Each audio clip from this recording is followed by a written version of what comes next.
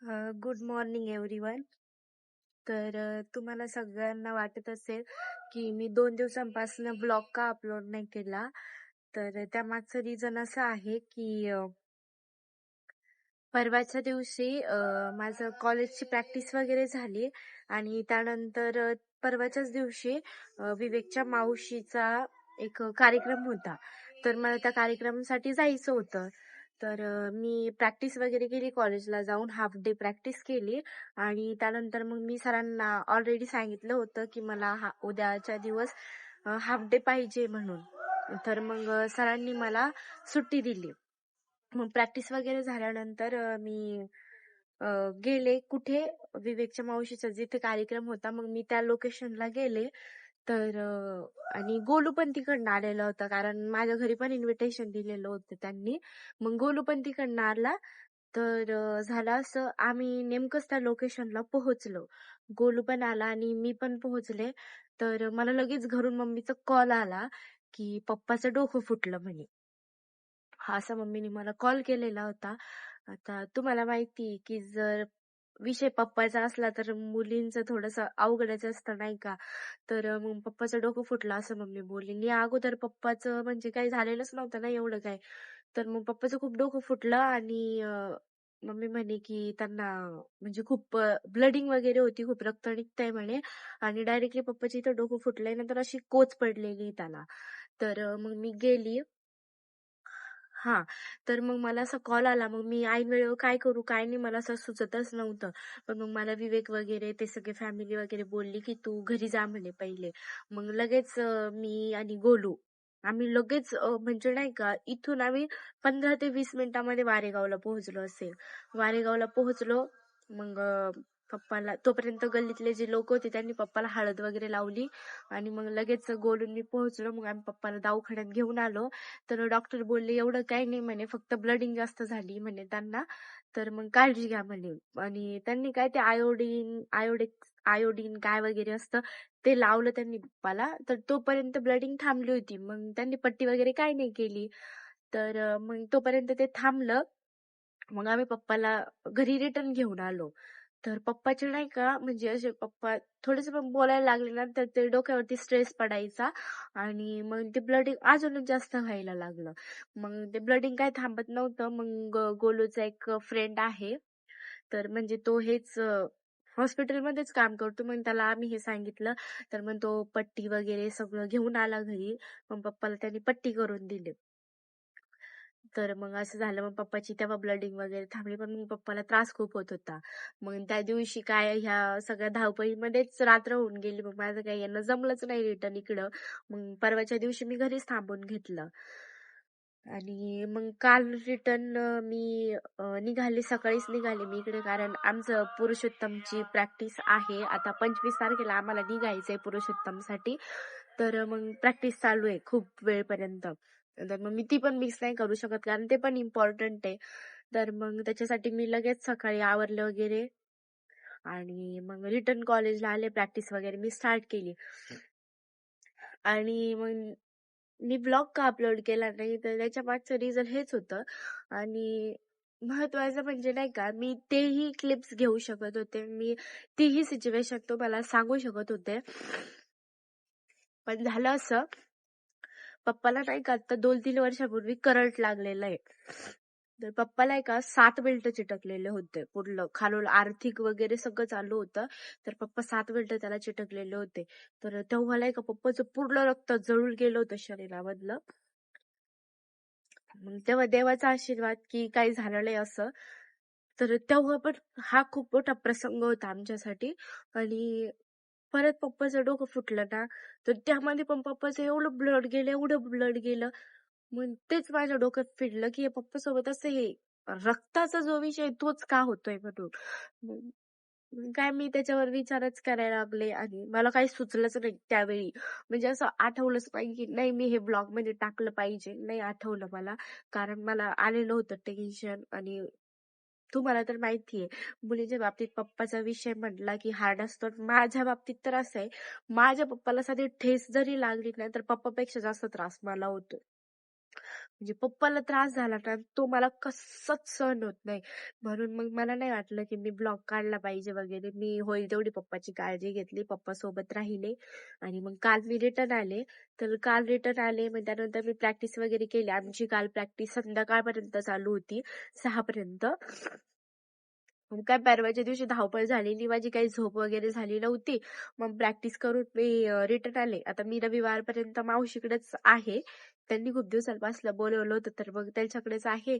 मग प्रॅक्टिस वगैरे केली. त्याच्यानंतर मग मी मावशीच्या घरी रिटर्न आले मी आणि मग जेवण वगैरे केलं, लगेच आराम केलं आणि म्हटलं की तुम्हाला जी माझी ह्या 2 दिवसाची काही अपडेट आहे, मी ब्लॉग का अपलोड नाही केला, यामागची काही रिझन्स आहे वगैरे वगैरे, तर मी हे तुम्हाला ह्या क्लिपमध्ये नक्की सांगेल. म्हणजे तुम्हाला जे काही घडलं होतं माझ्यासोबत म्हणून मी ब्लॉग अपलोड नाही करू शकले, तर त्यामागचे रिझन्स तुम्हाला ह्या आजच्या व्हिडिओमध्ये कळालंच असेल.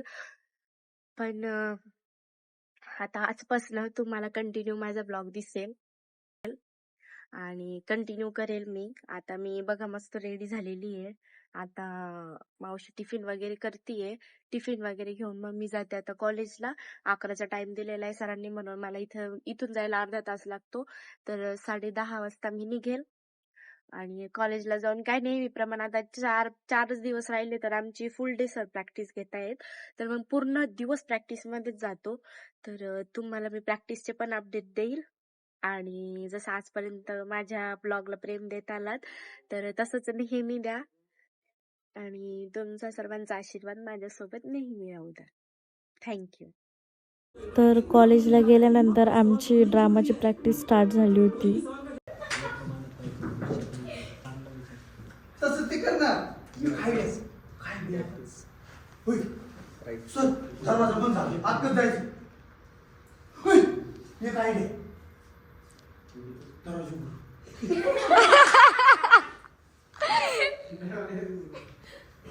असं करणं क्रिएट कर. ब्लॉग नाही, ब्लॉग खाने के चलते अगो मा 3 लेकराला पैसे घरात पैसे आहे का? मम्मी एक आयडिया आहे. अगं तुझ्या घरच्या रिझर्व बँकेतून दे ना, ही लाडक्या बहिणीचे एफडी मोड आणि कडे दे. अगं इथं लाडक्या दाजीच्या दुखण्यात माझी पूर्ण जीडीपी घसरली आणि तुला कुठून पैसे देऊ? या आजचे सांग ना गेला. अगं मा 3 लेकराला पैसे एक काम करा. नाही आता तुम्ही एकदम मस्त केलं. तू चांगलं केलं. तू आता एक घे.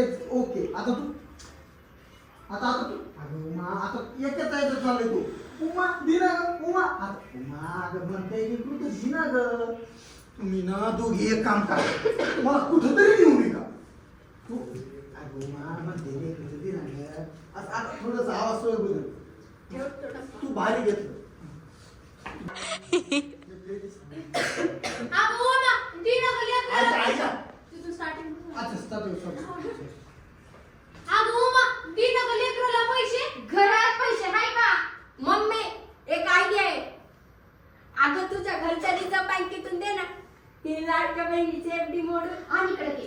नाही अजून त्याला फुलवणं पाहिजे एफडी म्हणून. मग एक काम कर ना, तुझ्या रिझर्व बँकेतून दे ना लाडकी बहिणीची एफडी म्हणून. इथं कशी धरली. मग हे पैसे त्याच्यात घी आणि इकडे दे.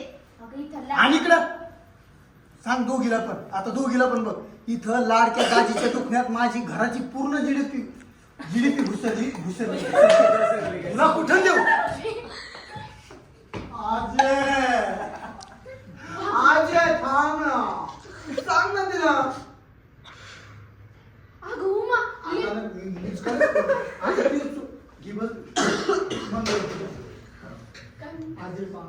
आजी सांग ना ताईला. अगं उमा लेकरू म्हणते ते दे ना ग. तुम्ही दोघे मिळून एक काम करा. तुम्ही ना दोघी मिळून कुठं तरी नेऊन येऊ का. असं की गडबड नको करू. बघा कुणीतरी सांगा ना त्या पाहुण्याला. सगळेच रडले, कुणीतरी शांततेत रडा, कुणीतरी कमी रडा. असं तर तू थोडंसं आता हे कर. अगं उमा दे ना ग लेकराला पैसे. म्हणते की जाईल ना गे लेकरू. हा दे ना ग.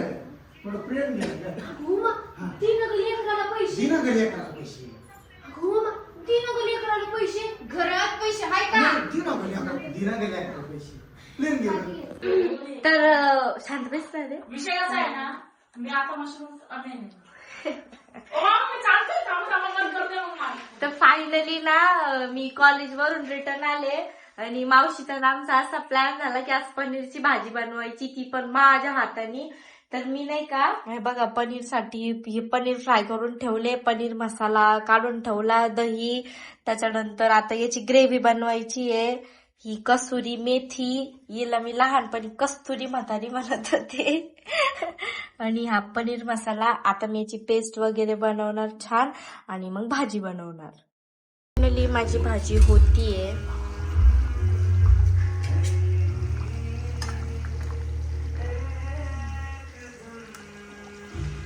ग्रेव्ही मध्ये केली.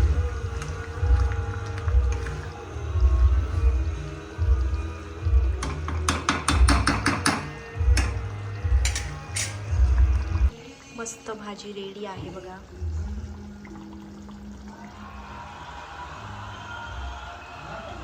फायनली आमचं जेवण वगैरे झालं, झोपायची तयारी पण झाली. आता आम्ही सगळे झोपतो. आज खूप थकलोय सगळे. मी पण खूप जास्त थकली आहे आज. तर झोप पण खूप येते आहे. आता ब्लॉग एडिट करते आणि लवकरच झोपते. सर्वांना गुड नाईट.